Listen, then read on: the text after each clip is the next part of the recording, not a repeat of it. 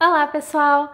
Meu nome é Carol, eu sou estudante aqui da Universidade Federal da ABC e integrante do PET CTI, né, o PET Ciência, Tecnologia e Inovação, que é o grupo PET da Universidade Federal da ABC.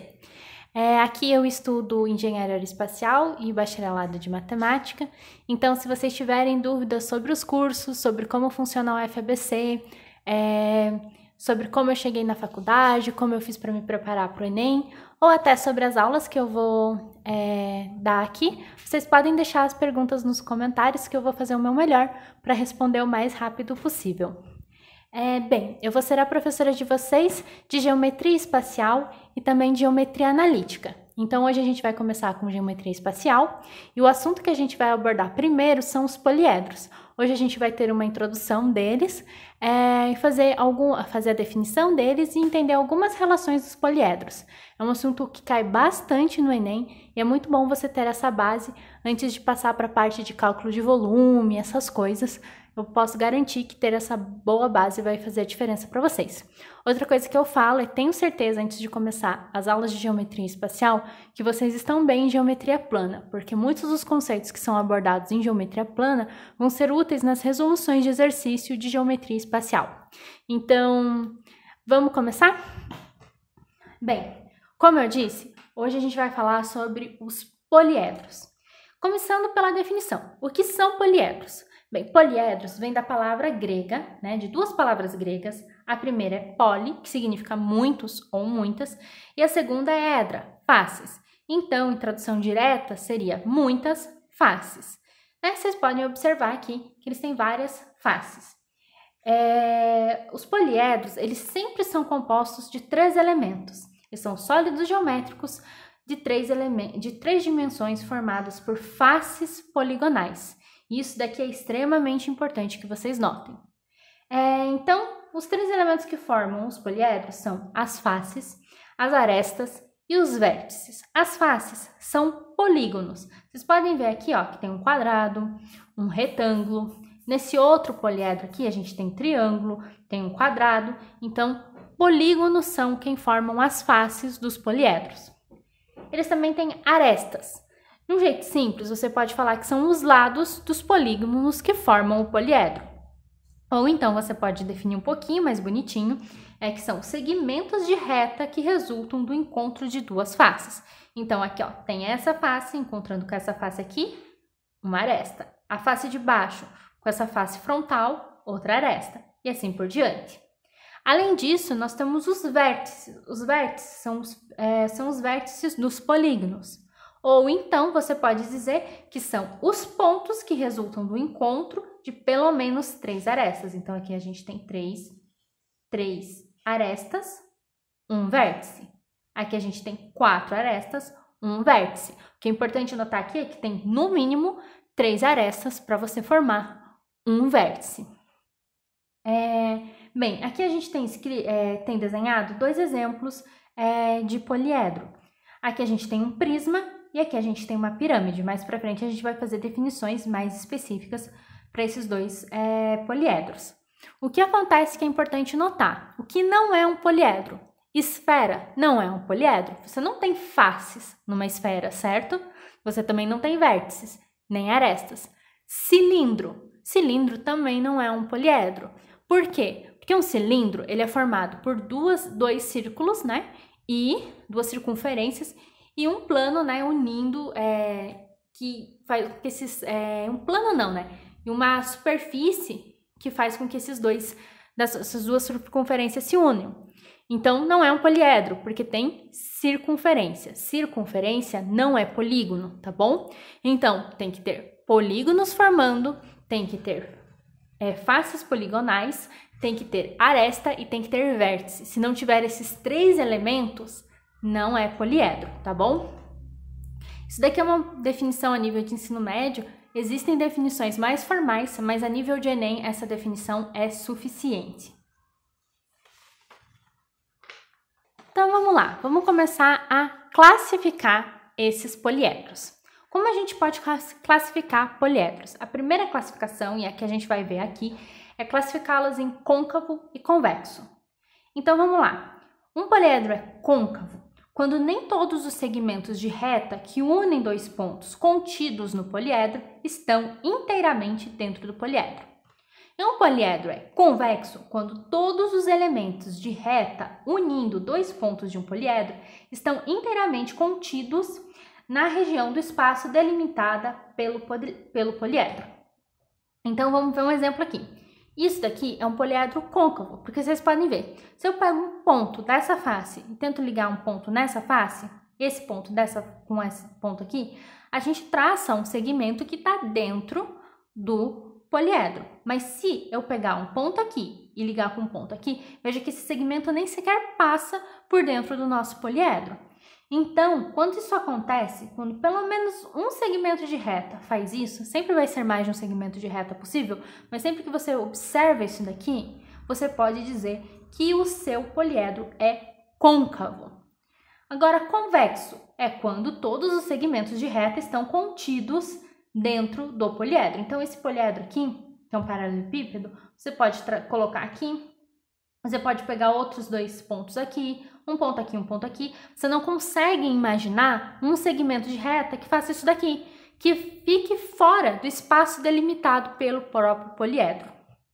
O que é legal de saber, então, sobre poliedro convexo? A gente vai trabalhar praticamente só com poliedros convexos. E uma coisa muito interessante é o teorema ou relação de Euler. O que ela nos diz? Ela diz que V menos A mais F é igual a 2, ou seja, vértices menos as arestas mais as faces sempre vão ser igual a 2.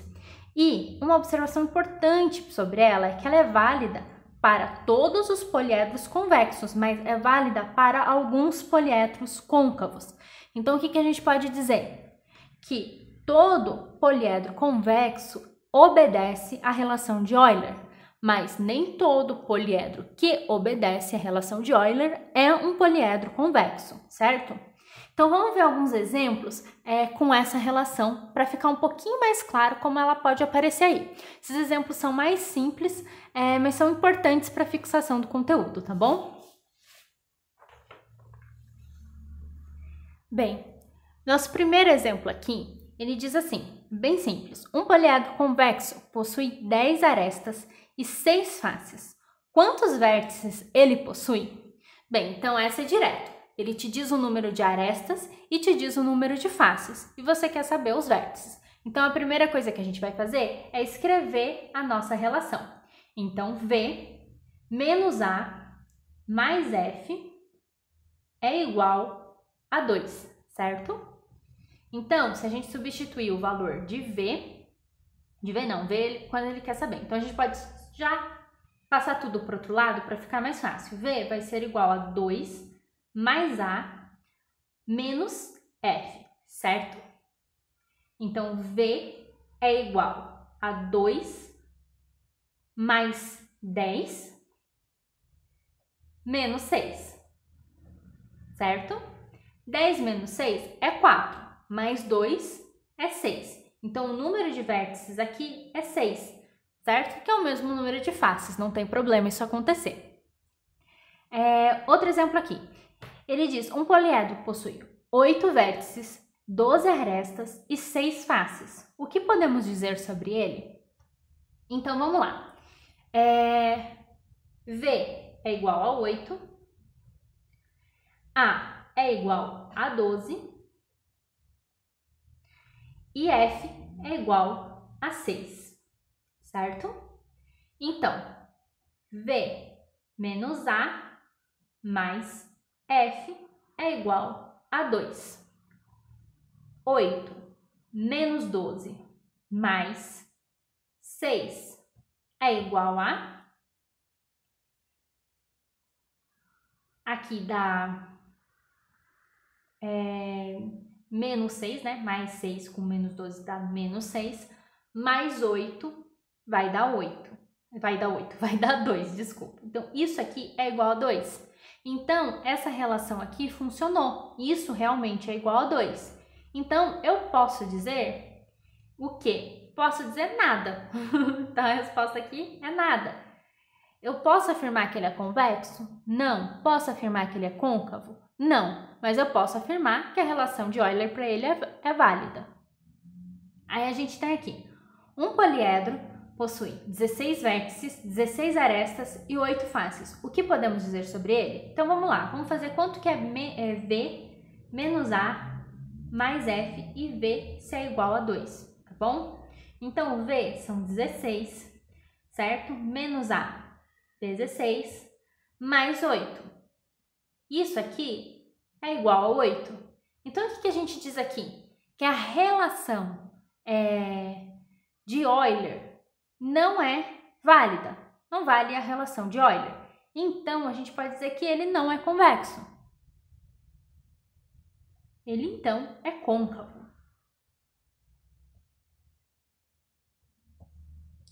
Certo? Não vale a relação de Euler, então ele não é convexo com certeza. Então, mais exemplos aqui.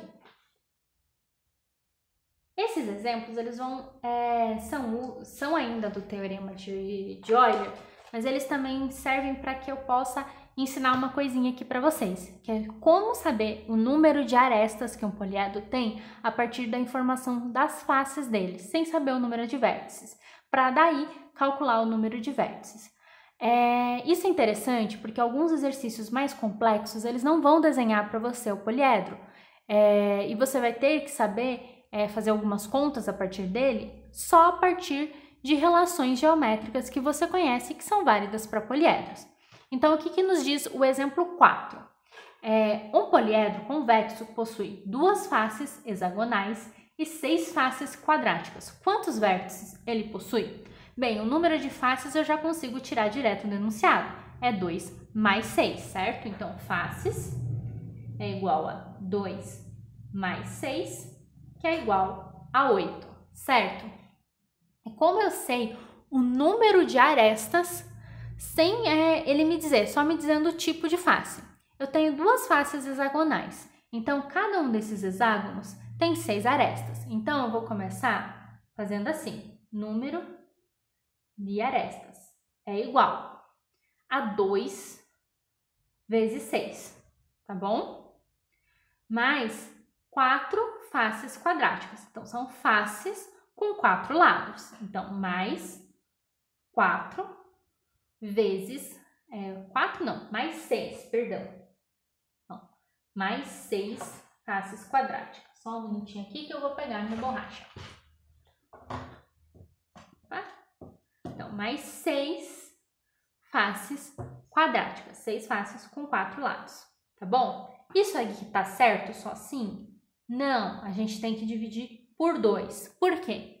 Porque quando eu contei 6 faces aqui, essa aresta, por exemplo, ela pertence a essa face e a essa face. Então, eu contei ela 2 vezes. Eu contei aqui, 1, 2, 3, 4, 5, 6. E eu contei aqui, 1, 2, 3, 4, 5, 6. O mesmo para essa aresta aqui, pertence a essas 2 faces. Essa aqui, pertence a essas 2 faces. Então, quando eu faço essa conta aqui, 2 vezes 6 mais 6 vezes 4... baseado no número de lados que cada polígono de cada face tem, eu estou contando todas as arestas 2 vezes, então tem que dividir por 2. Então, se eu fizer essa conta aqui, eu vou chegar a 18 arestas. Agora sim, eu quero saber o número de vértices e eu sei o número de faces e o número de arestas. Então, a gente só joga na nossa relação lá. V menos A mais F é igual a 2. V eu não sei. A, eu sei que são 18. F, eu sei que são 8.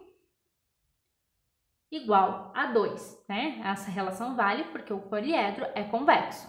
E daí, eu fico que V é igual a menos 18 mais 8, menos 10. Então, V, se eu passar o menos 10 que resultou aqui para o outro lado, vai ficar 2 mais 10. E isso aqui é igual a 12. Então, a nossa resposta é 12 vértices. Agora vocês podem me dizer, mas isso era muito fácil, 2 faces hexagonais, 6 faces quadráticas, eu conseguia desenhar essa figura aqui e eu só contava aqui quantas arestas tem. Realmente, para esse exemplo é bem fácil. Mas tem exemplos em que isso não vai ser tão fácil assim. Por exemplo, uma questão que eu vi por aí, tanto em livros, de uma maneira alterada, ou em vestibular, é perguntar quantos vértices tem o poliedro usado para se fazer uma bola de futebol. Se vocês forem reparar, uma bola de futebol, ela não é, de fato, uma esfera quando ela está murcha. Ela são vários pentágonos ligados a hexágonos, formando o que é chamado como icosaedro truncado, tá bom? Esse é o nome do poliedro que dá origem à bola de futebol. Quando você infla esse poliedro, né, se você faz ele de tecido, infla, ele fica com uma forma muito próxima a uma esfera e é usado para jogar o futebol. Nos exercícios, claro, eles vão falar que é formado por um icosaedro truncado e também vão te dizer, né, porque não é obrigação de ninguém saber os detalhes sobre essa figura geométrica, pelo menos não a nível de ensino médio. Então, ele vai dizer que são 12 faces pentagonais e 20 faces hexagonais. Eles vão te dar essa informação. E geralmente essa questão vem com um textinho bem longo para enrolar e só para você conseguir tirar essas duas informações. Conta às vezes a história da bola de futebol. Outra variante que eu vi por aí foi,